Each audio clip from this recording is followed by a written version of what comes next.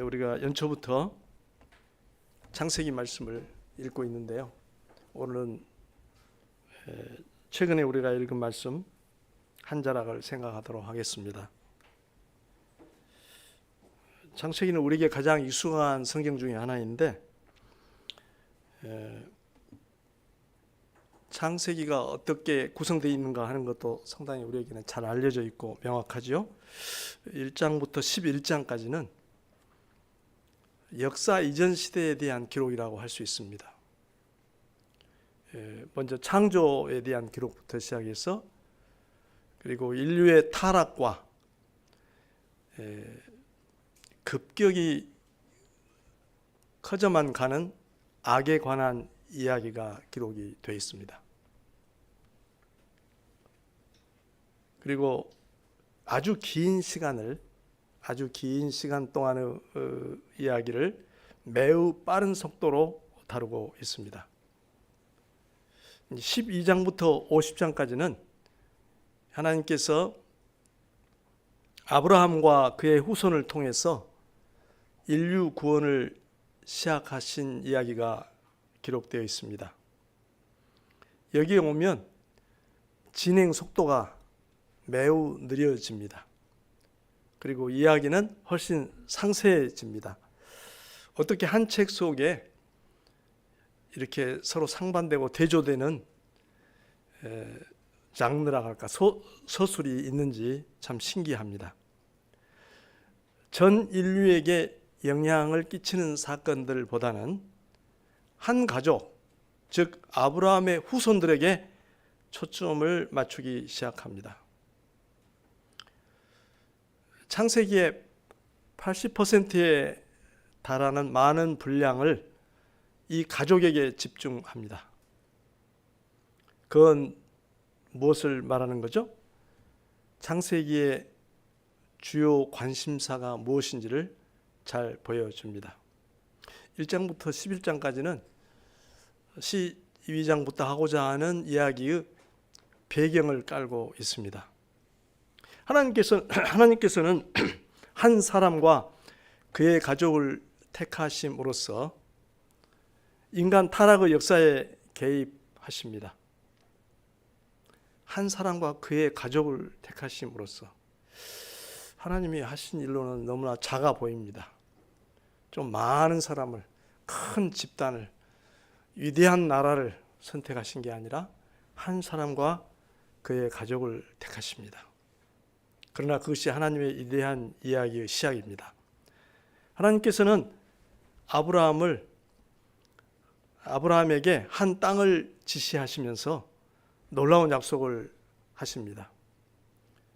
그가 큰 민족을 이루고 그의 이름이 창대할 것이며 그를 통해서 만민이, 열방이 복을 받게 되리라는 약속입니다. 이 약속, 이 언약은 여러 고비를 넘으면서 아들 이삭에게 계승됩니다. 이삭을 얻기까지, 그리고 그가 아브라함의 언약을 계승해서 한 족장으로 서기까지의 이야기를 우리는 쭉 읽었습니다. 약속의 자녀인 이삭에 관한 이야기가 이어집니다. 이삭에게 주어진 첫 번째 도전은 여호와를 예배하는 아내를 맞는 것이었습니다. 그래서 창세기 24장에서는 어떻게 아브라함의 종이 가나안 사람이 아닌 아브라함의 친척 가운데서 멀리 떨어진 아브라함의 친척 가운데서 이삭의 아내를 찾았는지 설명합니다. 그것은 우리에게 재미있게 읽으라고 끼워 넣은 로맨스가 아니고 하나님의 이런 하나님의 역사 속에서, 구원 역사 속에 아주 중요한 위치를 차지하는 이야기입니다. 그렇게 하여 약속의 계보의 순수성이 유지가 되었습니다. 그런데 또 하나의 장벽이 나타났습니다. 장벽을 마주했습니다. 리브가가 아이를 갖지 못하자 하나님의 약속은 다시 위기를 맞습니다. 하지만 하나님께서는 자기 백성의 기도를 들으시고, 특별히 이삭이 간절히 기도했죠. 아이를 낳지 못하는 여인에게 약속의 씨를 주십니다. 25장 21절을 제가 읽어드리면, 이삭이 그의 아내가 임신하지 못하므로 그를 위하여 여호와께 간구하며 여호와께서 그의 간구를 들으셨으므로 그의 아내 리브가가 임신하였더니, 이처럼 약속의 후손은 순전히 하나님의 간섭으로 그 계보가 이어집니다. 26장 가면 그 후에 이삭은 그의 아버지 아브라함의 실패를 되풀이합니다. 그건 우리가 따로 언급하지 않아도 되겠죠? 하나님께서는 이전과 같이 약속의 후손을 보호하려고 개입하십니다. 직접적으로 하나님께서 개입하셨다는 말은 없지만 그 문맥이 그렇습니다. 26장 10절 11절을 제가 읽어드리면, 아비멜렉이 이르되 내가 어찌 우리에게 이렇게 행하였느냐? 백성 중 하나가 내 아내와 동침할 뻔하였도다. 내가 죄를 우리에게 입혔으리라. 아비멜렉이 이에 모든 백성에게 명하여 이르되 이 사람이나 그의 아내를 범하는 자는 죽이리라 하였더라. 이같이 여호와께서는 자신의 약속을 은혜로 성취해 가셨습니다. 이어지는 이야기는 하나님의 선택을 받은 야곱 이야기입니다. 리브가는 쌍둥이 아들을 낳습니다. 사람들은 의뢰에 큰아들을 통해 하나님의 약속이 성취되리라고 생각했을 것입니다. 아버지인 이삭도 마찬가지입니다. 그러나 하나님은 큰 아들이 작은 아들을 섬기게 될 것이라고 예고하셨습니다. 27장에 가면 리브가와 야곱은 에서가 아닌 작은 아들 야곱이 아버지 이삭의 축복을 받도록 공모합니다. 두 아들의 장래에 대한 하나님의 계획을 알고 있던 리브가의 믿음 없는 행동을 볼 수 있습니다. 이러한 그들의 교활함에도 불구하고 하나님께서는 에서가 아닌 야곱에게 복을 내리십니다. 야곱이 그 언약의 수혜자가 된 것은, 계승자가 된 것은 그의 선함이나 도덕적 훌륭함이 아니었습니다. 그것은 하나님의 은혜로운 선택 때문이었습니다. 바울 사도는 이를 두고 로마서 9장 11절에서 이렇게 말했습니다.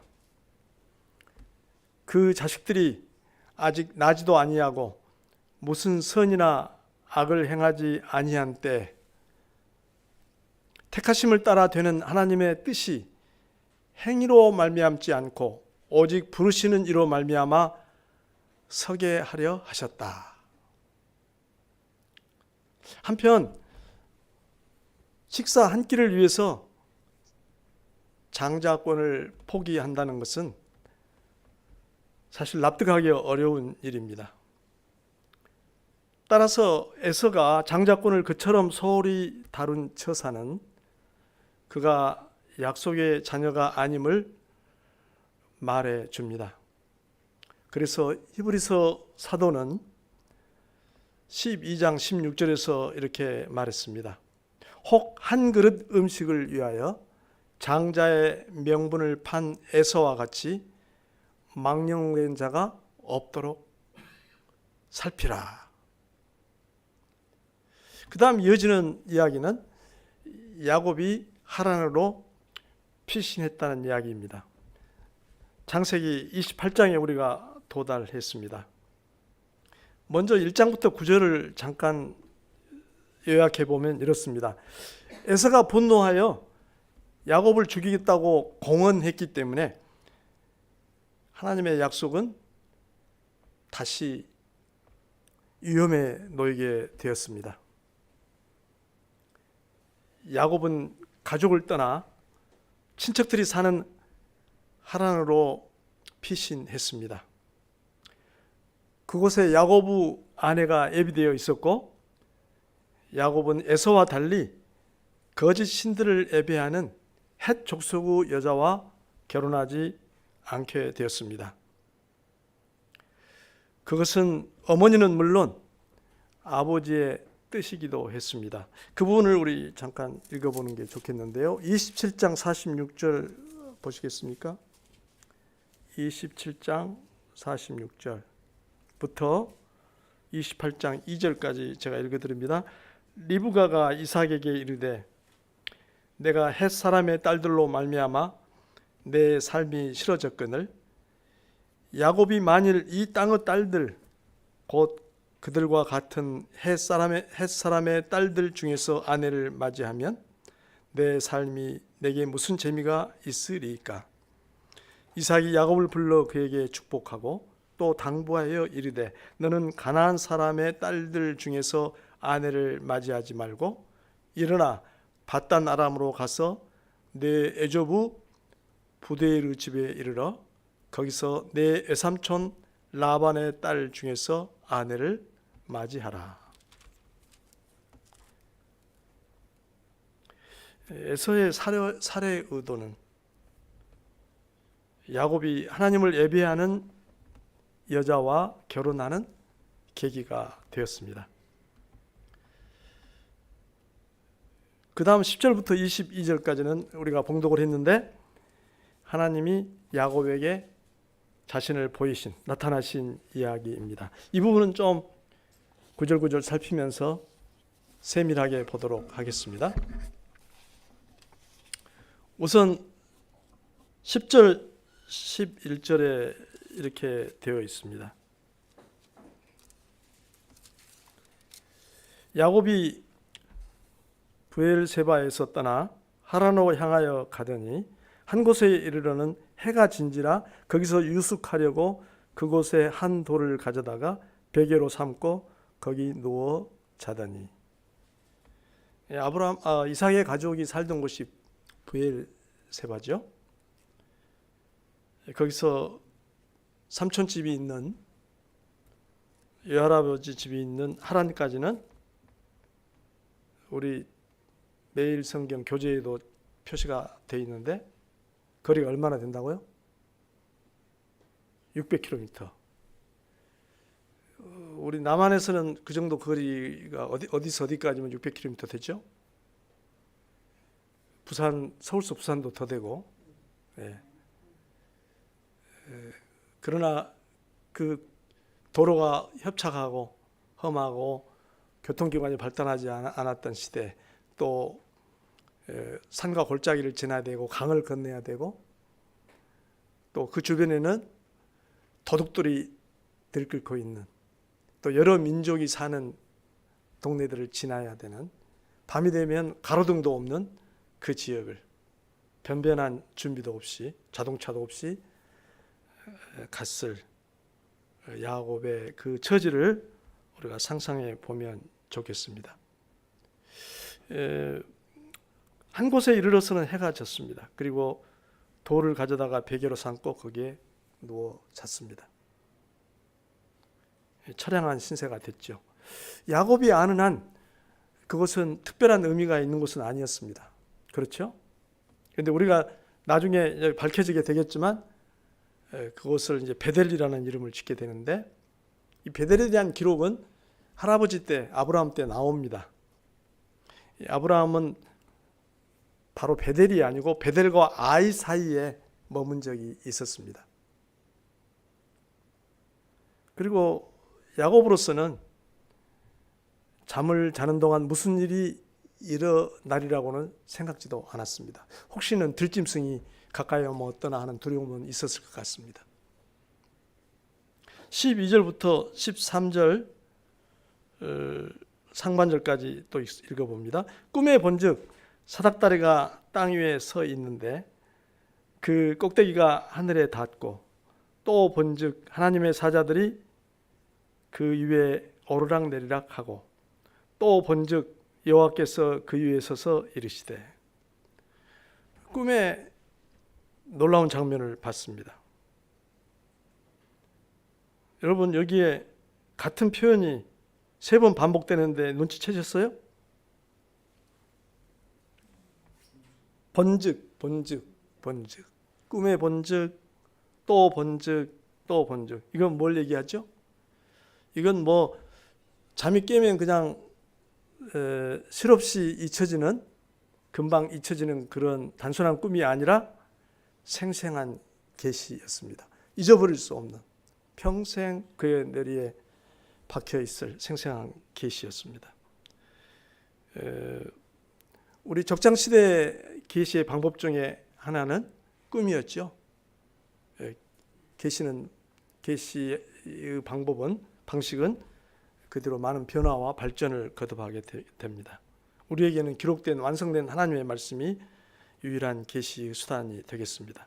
그러나 이 당시에는 꿈은 중요한 계시였습니다. 후대 야곱의 후대 요셉은 그 꿈의 왕자라고 할 수 있는 사람이죠. 어쨌든 그는 하나님으로부터 계시를 받았습니다. 하나님께서 그에게 보이셨습니다.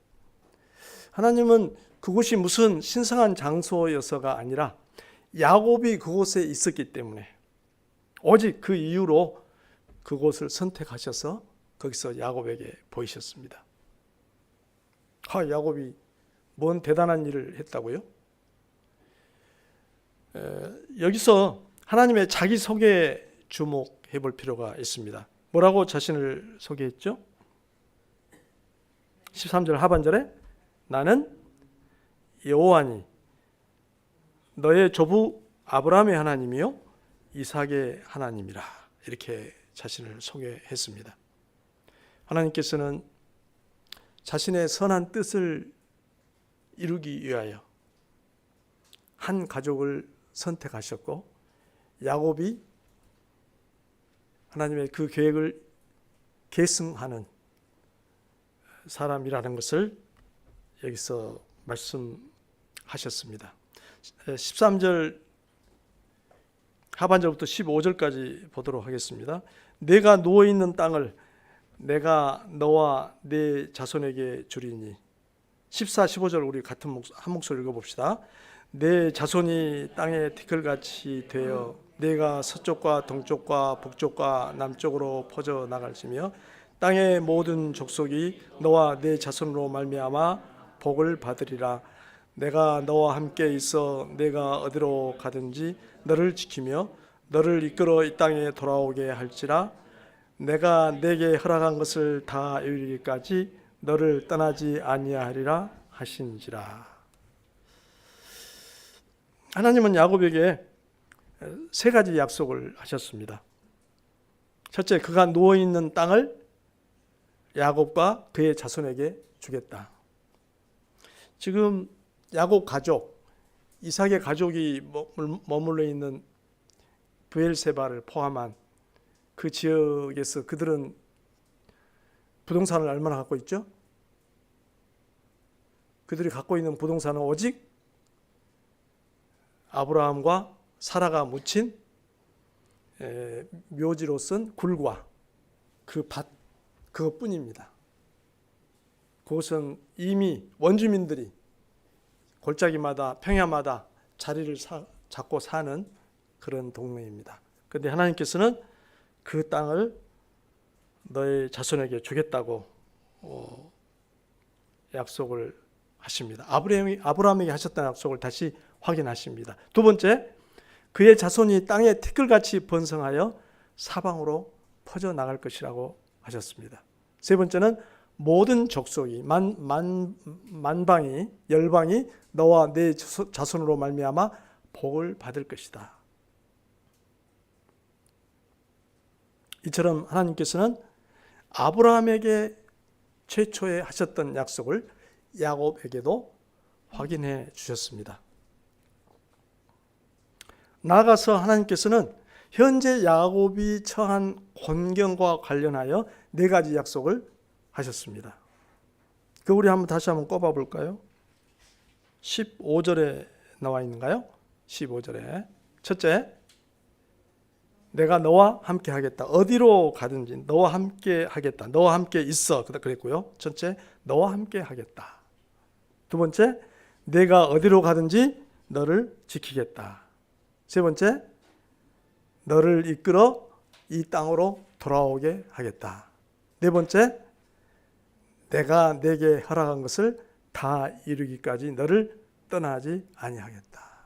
오늘 설교 제목에다가 이 구절을 갖다 썼죠? 읽어볼까요? 내게 허락한 것을 다 이루기까지.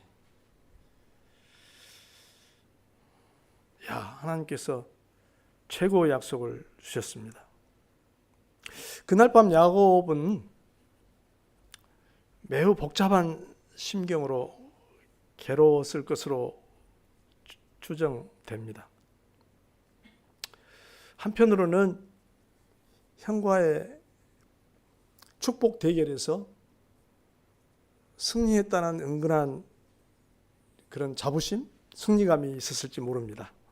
그러나 아버지를 속이고 형을 속여서 그 결과로 집안이 불화가 생겼고 자기는 더 거기에 머물 수 없다는 것으로 인한 죄책감이 생겼을 거고요. 또 그런 와중에 형의 살해 위협을 피해서 무사히 집을 빠져나올 수 있었다는 안도감도 있었을지 모르고요. 그러나 앞으로 얼마가 될지 모르는 그 먼 길을 혼자서 위험을 무릅쓰고 가서 그곳에서 삶이 어떻게 전개될지 모른다는 불안감도 있었을 거고요. 또 어떤 감정이 있었을 것 같아요. 온갖 감정이 교차했으리라고 봅니다. 어머니와 특별히 사랑해줬던 어머니를 떠나서 언제 보지 못하게 될 거라는, 언제 볼지 모른다는 그런 고독감 같은 것도 있었을 겁니다. 바로 그때 하나님께서는 그에게 보이시고 그에게 위로와 놀라운 약속의 말씀을 주셨습니다. 저 이거 구절을 읽다가 오래된 얘기지만 입대했을 때 생각이 좀 나더라고요. 입대했을 때 남자들은 입대의 경험이라는 게 상당히 오래 잊지 못할 경험 아닙니까? 저는 군대를 좀 늦게 갔어요. 27에 그것도 장교로 가려고 하다가 시도하다가 안 돼가지고 그 나이에 사병으로 입대를 했는데 그때는 이미 결혼한 뒤였고 큰아이가 15개월 딸이 그런 된 상황이었어요. 그래서 아내와 딸을 남겨두고 그 호송 열차를 타고 논산 훈련소로 가는데 딱 야곱의 심정이었던 것 같아요. 그래서 제가 가족에게 좀 그 부담을 덜 주게 하려고 보통은 단체로 머리를 깎고 가잖아요. 제가 거부했어요. 머리 안 깎고 가겠다고. 열차 밖에서 빠이빠이 하는 가족에게 깎은 머리까지 보여주면 너무 충격이 클 것 같아서 그런 기억이 납니다. 그때 하나님께서는 꿈에 나타나지는 않으셨지만 하나님의 말씀을 찾았죠. 하나님의 약속을 기대하고 짧은 2, 3년의 기간 동안 하나님께서 나를 지켜주시고 무사히 돌아오게 하시고 다시 단란한 가정으로 복귀하게 하시고 행복한 가정을 주시고 그런 가운데 주님을 섬기게 하실 것이다. 그런 확신을 마음속에 품고 아주 의연하게 입대했던 그런 기억이 납니다.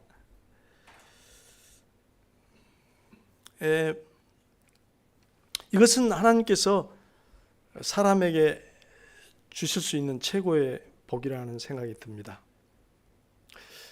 너와 함께 항상 너와 함께 있겠다. 내가 어디로 가든지 너를 지키겠다. 너를 이끌어 이 땅에 돌아오게 하겠다. 그러니까 원래 단란했고 안정된 삶으로 돌아오게 하시는 거죠. 또 내가 내게 허락한 것을 다 이루기까지 너를 떠나지 않겠다. 이 말씀이 제일 마음이 찡해요. 내게 허락한 것을 이루기까지 너를 떠나지 아니하겠다. 얼마나 감사한 약속인지 모릅니다. 우리가 하나님의 계획은 다 할 수 없지만 내게 허락한 것, 너를 위하여 가진 계획이 다 이루어질 때까지 너와 너를 떠나지 않고 함께 하겠다 하는 말씀이죠. 특히 그 처지 야곱에게 더없이 소중한 약속이었습니다. 야곱은 20년 동안이나 집을 떠나 있으리라고는 예상하지 못했습니다. 세월이 흐를수록 이 약속은 더욱 소중해졌고 언젠가 귀향할 수 있으리라는 희망의 끈이 되었을 것입니다. 이 이야기를 읽으면서 과연 야곱에게 이런 복을 누릴 자격이 있는가 하는 마음이 한쪽에서는 자꾸 솟아오르더라고요. 자, 그러면 16절부터 19절로 넘어가 보도록 하겠습니다. 야곱이 잠이 깨어 이르되 여호와께서 과연 여기 계시거늘 내가 알지 못하였도다.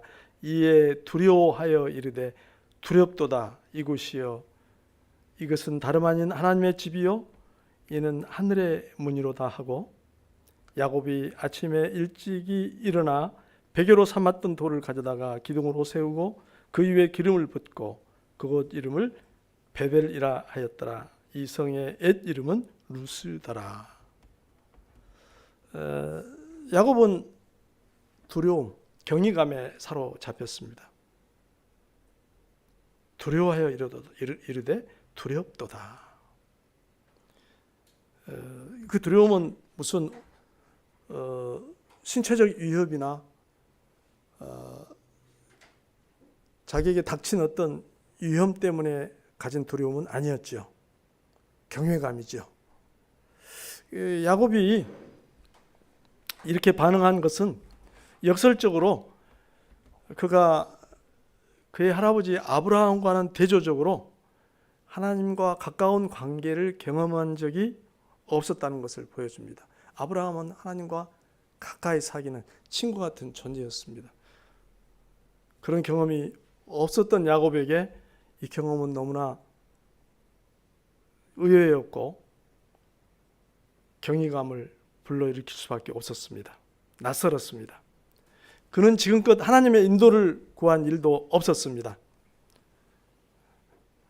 그는 그런 배경에서 자기가 이해하고 있는 방식으로 하나님께 경배를 드렸습니다. 돌기둥에 기름을 붓고 하는 것은 하나님께 경배드리는 한 가지, 성별하는 한 가지 표현이죠. 20절부터 22절까지 마저 생각해 보겠습니다. 야곱이 소원하여 이르되 하나님이 나와 함께 계셔서 내가 가는 이 길에서 나를 지키시고 먹을 떡과 입을 옷을 주시어 내가 평안히 아버지 집으로 돌아가게 하시오면 여호와께서 나의 하나님이 되실 것이요 내가 기둥으로 세운 이 돌이 하나님의 집이 될 것이요 하나님께서 내게 주신 모든 것에서 10분의 1을 내가 반드시 하나님께 드리겠나이다 하였더라. 야곱이 하나님께 서원한 이 내용은 야곱의 신앙의 자리가 어디에 있는가를 우리에게 생각해 하는 말씀입니다. 그는 성숙한 신앙의 자리에 이른 사람은 아니었습니다. 그의 삶도 그것을 보여줬지만 그가 하나님 앞에서 한 고백이 그것을 여실하게 우리에게 밝혀주고 있습니다. 그는 하나님께 소원하기를 어떤 조건을 채워주시면 지금 드리는 소원을 지키겠다고 아뢰었습니다.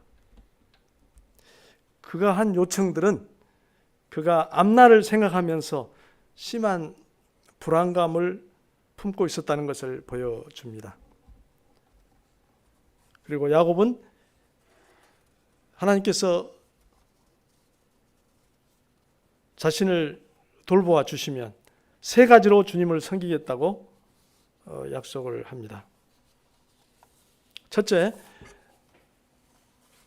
여호와께서 나의 하나님이 될 것입니다. 두 번째, 여기에 하나님의 집을 세우겠습니다. 세 번째, 모든 것에 10분의 1을 드리겠습니다. 이렇게 야곱은 이런 서원들로서 조상들의 하나님을 섬기기로 비로소 처음으로 다짐합니다. 이상의 이야기에서 이처럼 야곱이 에서를 피해 하란으로 가고 있을 때 하나님께서는 그를 베델에서 만나 아브라함에게 하셨던 약속을 그에게 확인해 주셨습니다. 곧 땅에 대한 약속, 후손에 대한 약속, 그리고 온 세상의 복에 대한 약속입니다. 야곱은 아버지와 형을 속인 사람입니다. 그렇지만 하나님께서는 그를 찾아와 주시고 아브라함의 언약을 그와 새롭게 맺으셨습니다. 오늘 우리가 읽은 말씀을 조금 더 언급하면 29장에서는 하란으로 피신한 야곱 얘기가 계속이 됩니다. 많은 후손에 대한 약속은 야곱의 자손이 하란에서 크게 번성하면서 시야에 들어오기 시작합니다. 이제 하나님의 약속은 한 명의 아들에 국한되지 않습니다. 두 대에 이어서 한 아들에게로만 계승이 되었던 약속이 이제는 한 아들에 국한되지 않습니다. 12아들 전부가 약속의 수혜자가 됩니다. 그러나 약속의 자녀들에 대한 위협은 계속됩니다. 삼촌 라반과 야곱 사이에 갈등과 다툼이 이어지자 야곱은 아무런 통보도 없이 삼촌 집을 떠났습니다. 라반은 야곱을 쫓아가서 야곱과 그의 가족을 해치려고 시도하였습니다. 그러나 하나님께서는 꿈에 라반에게 경고하여서 야곱에게 손을 대지 못하도록 하셨습니다. 그렇게 약속의 가족은 또 한 번 큰 위기를 무사히 넘길 수가 있었습니다. 오늘 아브라함부터 야곱에 이르기까지 긴 이야기를 쭉 개괄해 보았습니다. 두 가지 점을 생각하는 것으로 말씀을 마치겠습니다. 첫째, 하나님께서는 주권적으로 당신의 구원 역사를 이루신다는 것입니다. 하나님께서는 인류를 구속하기 위해서 한 가족을 택하셨습니다. 그리고 그 가족을 보존하시고 번성하게 하셨습니다. 오늘 이야기처럼 비록 이삭과 그의 가족 안에 문제가 많았지만 하나님께서는 당신의 약속을 변함없이 이행해 가셨습니다. 하나님은 이 집안의 후손으로 태어나실 나사렛 예수를 통해서 온 열방을 구원할 계획을 신실하게 밀고 나가셨습니다. 하나님께서는 창세전에 그리스도 안에서 우리를 택하여 당신의 자녀로 삼으셨습니다. 그것은 하나님의 주권적인 역사입니다. 하나님께서는 야곱에게 하셨듯이 우리에게 허락하신 것을 다 이루기까지 우리를 떠나지 않으실 것입니다. 그 무엇도 우리를 하나님의 사랑에서 끊을 수 없습니다. 하나님께서는 우리가 의식주에 대한 염려를 버리고 오직 하나님의 뜻을 구하며 살도록 부르셨습니다. 하나님의 구원 계획이 날마다 이루어지고 있다는 이 사실, 우리는 이것을 통해서 우리가 날마다 마주하는 일들, 또 우리에게 뜻하지 않게 일어나는 사건들, 우리를 흔드는 역경들, 또 절망, 이런 것들을 견뎌낼 힘을 얻을 수가 있습니다. 특히 우리 가정을 생각하게 됩니다. 무자격자들에게 자비를 베푸셨던 하나님께서 우리가 문제 많은 가정에서 씨름하고 있는 이 중에도 은혜를 베풀어 주실 소망을 우리는 품게 됩니다. 두 번째는 우리의 삶은 구원의 은혜를 반영하는 것이어야 합니다. 하나님께서 족장들에게 복을 주신 것은 그들의 행위가 아니라 하나님의 은혜로운 선택에 따른 것이었습니다. 족장들은 우리의 도덕적인 모델이 아닙니다. 그들이 우리 믿음의 조상이라는 이유로 그들의 행동을 두둔하거나 우리가 본받아야 할 모범으로 생각해서는 안 됩니다. 또한 족장들의 사례를 우리가 도덕적인 의무를 소홀히 하거나 거룩한 삶을 회피하는 근거로 삼아서도 안 됩니다. 오히려 우리의 삶은 하나님의 값없는 구원의 은혜를 반영하는 것이어야 합니다. 야곱 역시도 점차 하나님의 사람으로 변화되어 갔음을 볼 수 있습니다. 바울 사도는 에베소에서 이렇게 말했습니다.